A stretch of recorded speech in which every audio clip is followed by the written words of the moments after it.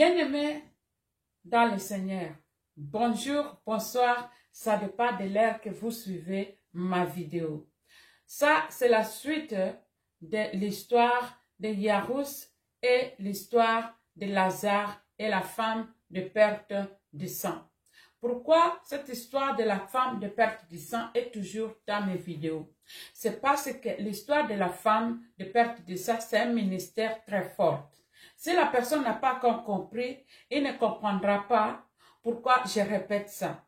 Parce que c'est très clair. Parce que si aujourd'hui tu imagines une femme de 4 jours de règles, il a des règles douloureuses, il est mal à l'aise, il ne sait pas, mais il y a d'autres même qui ne vont même pas au travail. Pourquoi? Parce que c'est trop difficile. Les 4 jours, c'est 4 jours vraiment de mal à l'aise. Mais quand on dit de 12 ans, on parle de 12 ans. Ma sœur, parler c'est facile. Le vivre c'est difficile. C'est pourquoi j'insiste sur ce point, afin que quiconque réalise comment la femme a souffert, comment elle était rejetée, comment personne ne voulait même pas faire partie d'elle. Pourquoi? Parce qu'elle était malade, elle sentait. Tous les docteurs ne pouvaient plus l'aider. Tous les féticheurs ne pouvaient plus l'aider. Elle est partie maison à maison. Elle n'a pas trouvé vraiment où quelqu'un peut la guérir. Je pense que même toute sa famille, ils ont essayé. La Bible dit qu'elle avait fini toutes ses fortunes pour chercher la délivrance. La Bible nous dit qu'elle avait tout. Donc elle était devenue pauvre. Afin qu'elle trouve la guérison. Mais la femme là n'avait pas trouvé la guérison. C'est pourquoi je vois vraiment, c'est une femme qui a souffert. Ce n'est pas aussi à une autre dimension que la femme qui est stérile. Une femme stérile, en parlant de stérile, on peut parler ça très facilement. Ma soeur, mon frère, mais si tu n'as pas vécu la stérilité, tu ne peux pas comprendre comment ça fait mal. Si tu n'as pas vécu la stérilité, tu ne peux pas comprendre comment Rachel aimait bien Jacob. Aimait bien Jacob. Mais elle ne pouvait pas lui donner l'enfant au moment opportun. Au moment où elle a voulu. Elle était amoureuse. Elle aimait son mari. Mais elle était stérile. Elle ne pouvait pas donner à son mari un enfant. Il y a des femmes qui sont mortes en cherchant vraiment à avoir un enfant. D'être mère. Être enceinte. Ma soeur, mon frère, c'est pas facile. En parlant, c'est trop facile. Mais vivre ça, je vous dis que c'est très difficile. Ce n'est pas aussi loin d'un enfant qui est orphelin. Être un enfant orphelin, un enfant qui n'a pas de mère, qui n'a pas de père, un enfant qui a toujours de nuits blanches, un enfant qui a toujours de nuits blanches dans sa vie.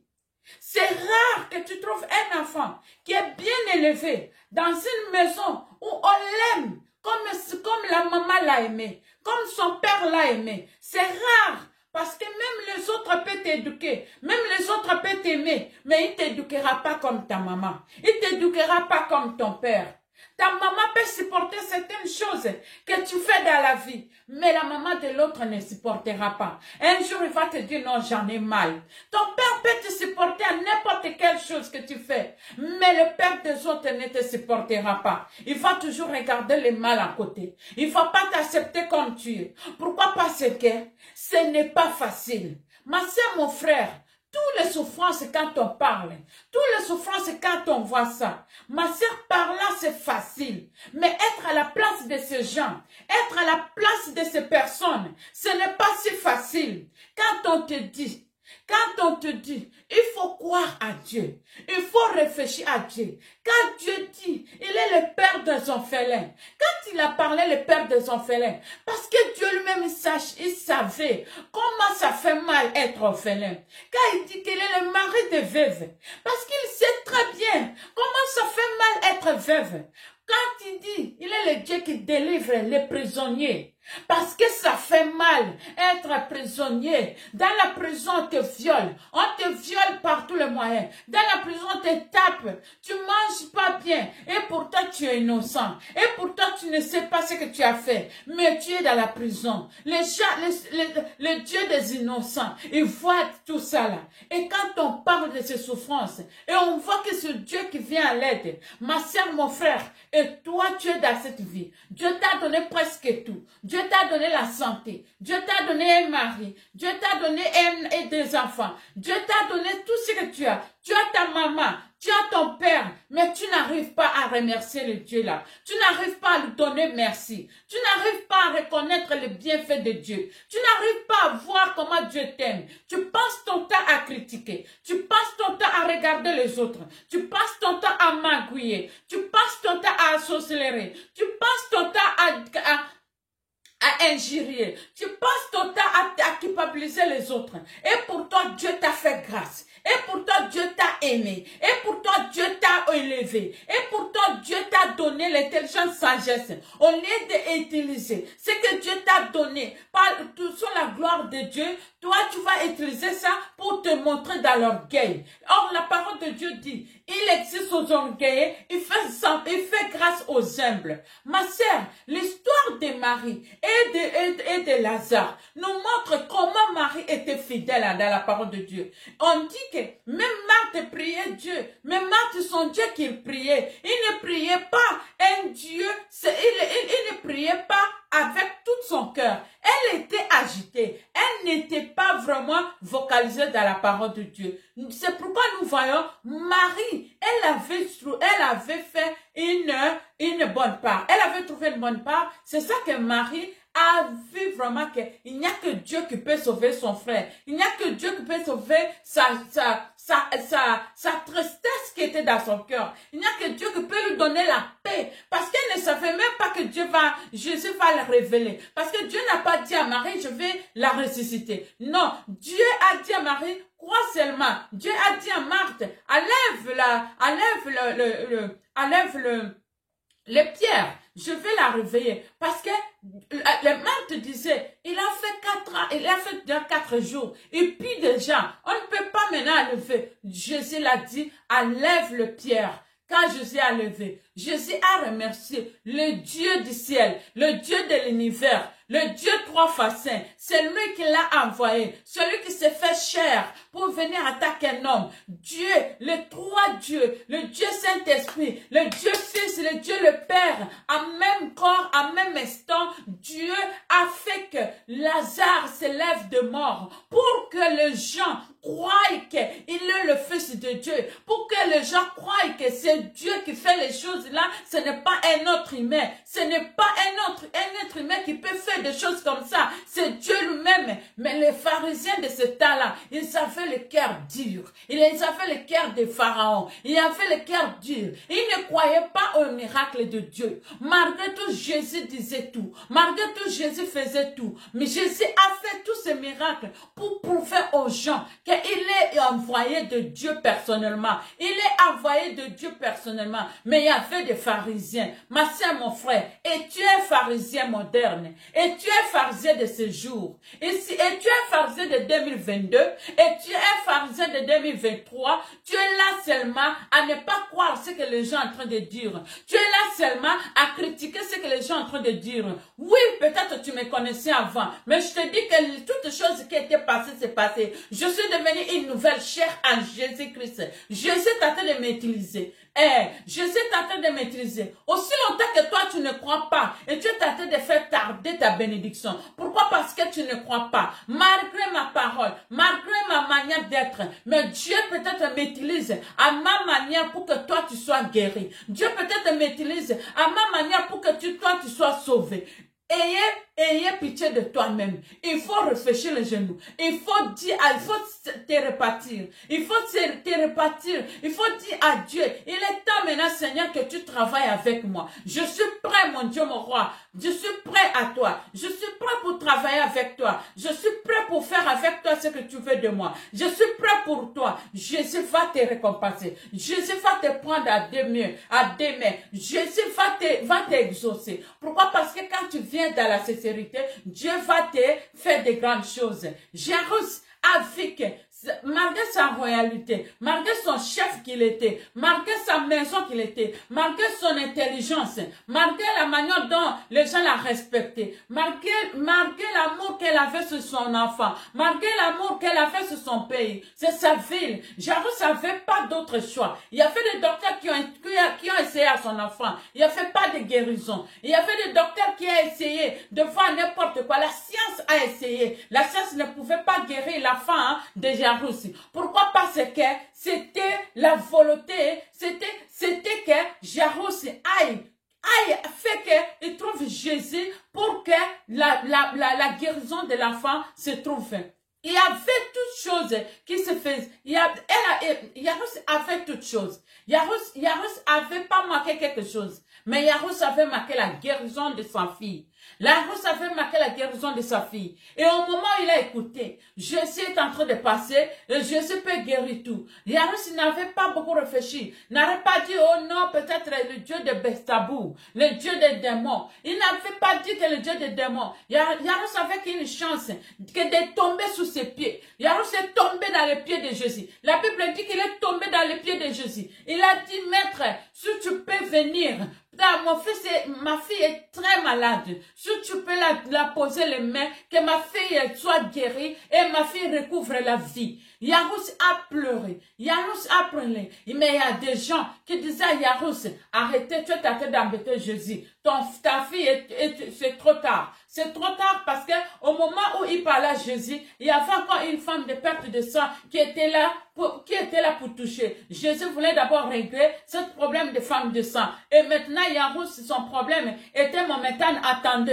Et en attendant ce problème, comme il y avait beaucoup de foule, ce n'était pas lui-même qui était patient, ce n'était pas lui-même qui avait des problèmes. Il y avait d'autres personnes qui avaient plein de problèmes. Et Jésus est en train de régler d'autres problèmes de gens. Et maintenant, Jairus vient avec son problème. Maintenant, le temps passe, les heures passent. Et maintenant, les gens viennent.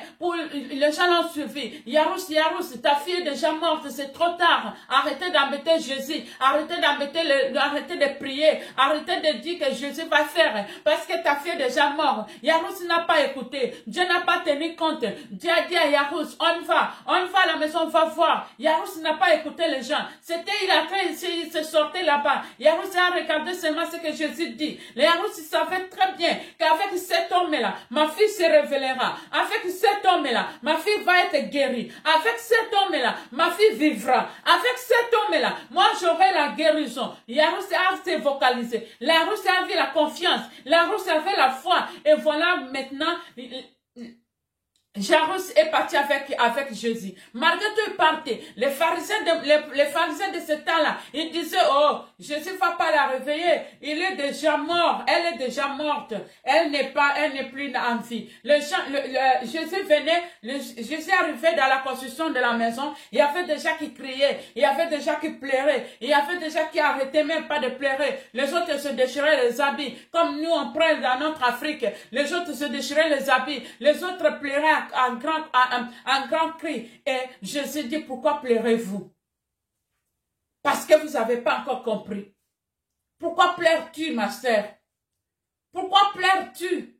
Le jour où j'ai compris que c'est le Seigneur qui connaît, c'est le Seigneur quand je suis sorti. Je pars sur un chemin qui avait personne. Je parlais à moi-même. Je sais que non. Si le monde en dit je suis stérile, moi je sais que je suis féconde. Si le monde en dit que tu ne seras pas bien dans ta vie, je serai bien au nom de Jésus. Si le monde dit que tu vas pas te marier, je serai bien. À qui t'était l'on dit, on a la calomée du wele de Koussou. Divale de kusu, ça veut dire divale, moi non atonda ma belle été. Ma benginga moi non atonda ma belle été. Na refusa, na lobinga na tonda ma belle. Nga na tonda ma belle. Nga na kozala bien. Nga na kokende di bosso.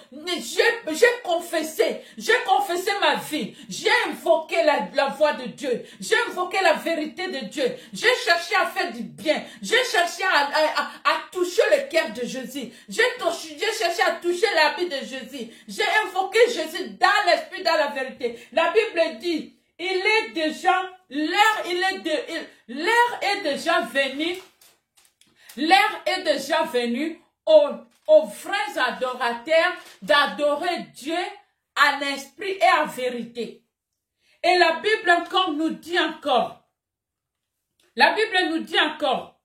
sur le Jean, chapitre 14, verset 13 à 14, chapitre 14, verset 13 à 14, tout ce que tu demanderas au nom de Jésus, tu le trouveras. Dieu va te donner.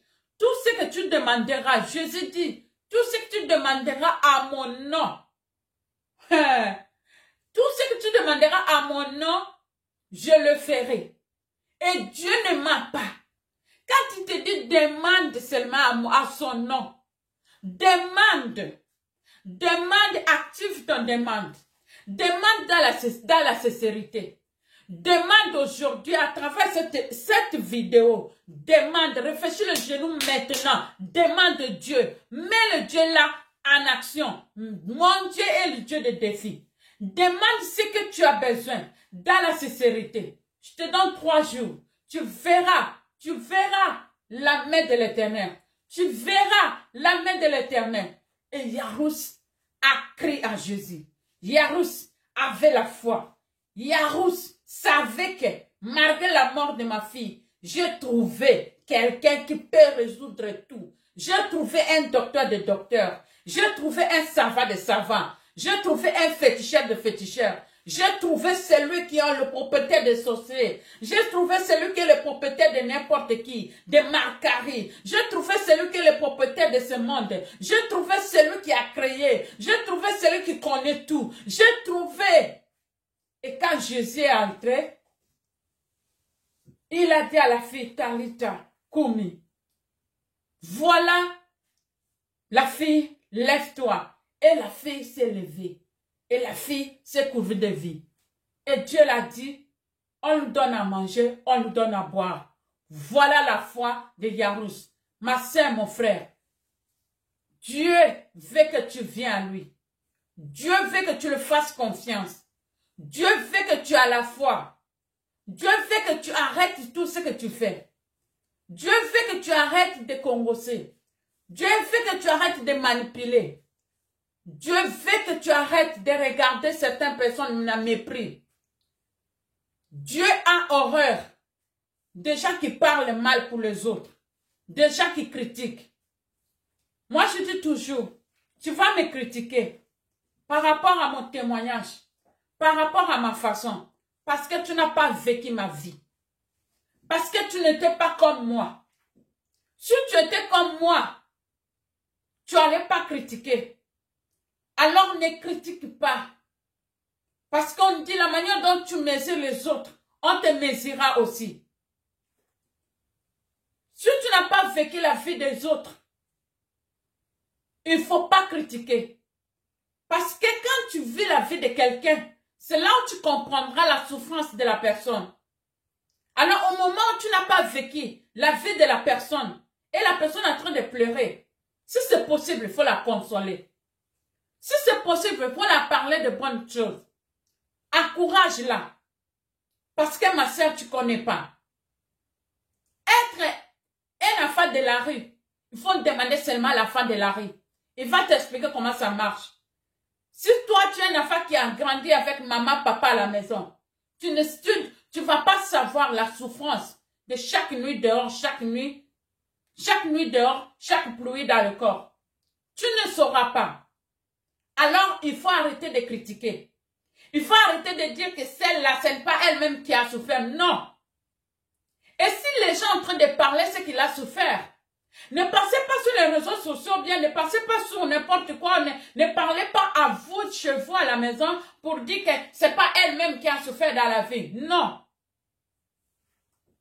Quand la personne parle, c'est pour se défouler. Quand la personne parle, c'est pour enlever. Alors, ne dites pas que tout le monde doit souffrir. Non. Chacun est différent. Alors, ma sœur, si tu trouves quelqu'un qui a eu une vie différente avec toi, si tu n'as pas à dire, c'est seulement rester tranquille. Laisse cette personne.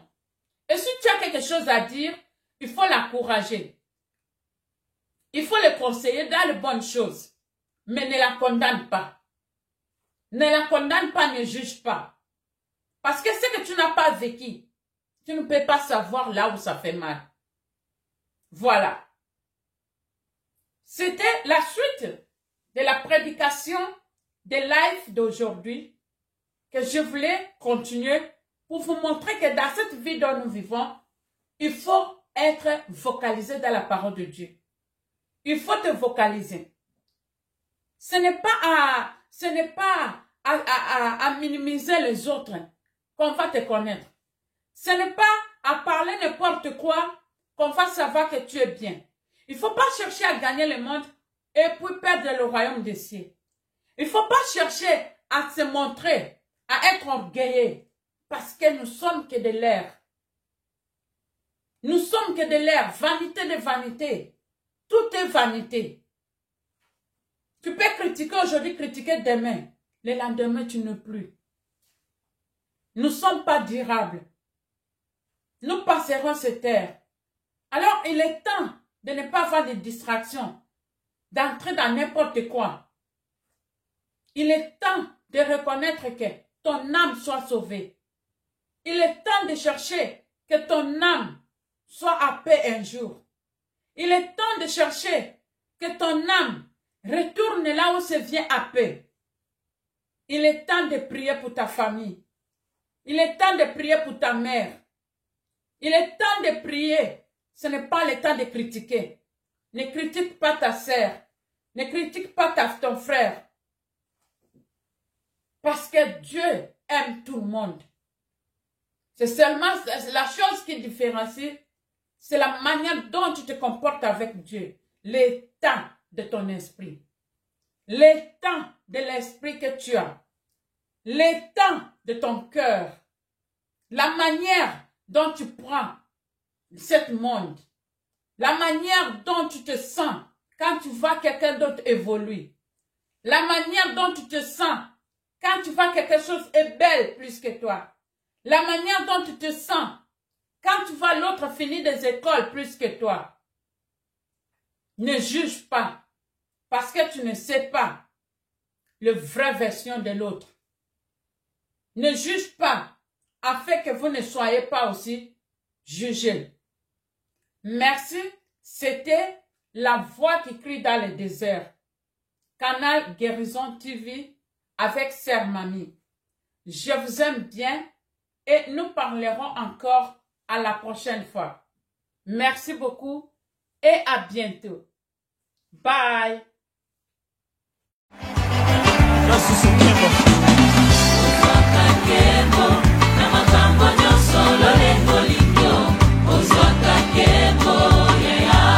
C'est très facile à chanter.